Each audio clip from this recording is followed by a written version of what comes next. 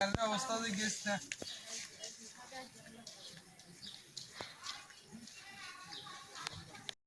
সবসময়। কি নাম তোমার? হ্যাঁ, বাড়ি পাইখোলা। কি তো হয়েছে? এই ধরনের ঘটনা করছো, এটা কি? না না, এটা আমার অনার্থক আমার ফাঁসা দিতে আছে এটাতে।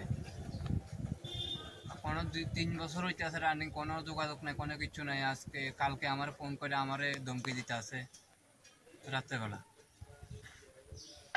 কি হয়েছে না হয়েছে এটা তো জানি না। আমি সারাদিন আমি এই এসএসবি বারটাতে কাজ করি, ইটের টিপ দিই।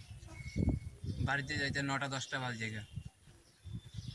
না, তুমি তো বলছো একটা নাবালিকার উপর।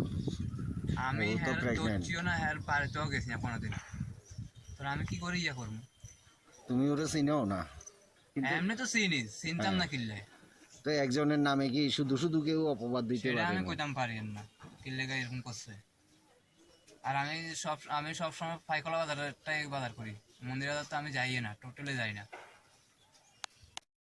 আমরা গতকাল রাত্র 1টার সময় একটা কমপ্লেন রিসিভ করি, এবং কমপ্লেনটা ছিল একটা রেপ কেসে। এবং মেয়েটা বর্তমানে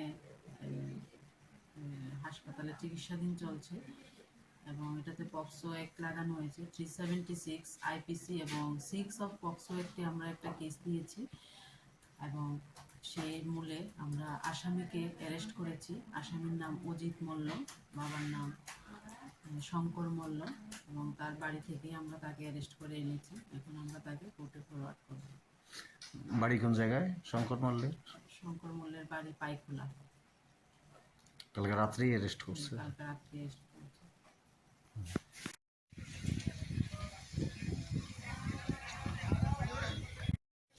ভাঙা অবস্থা গেছে।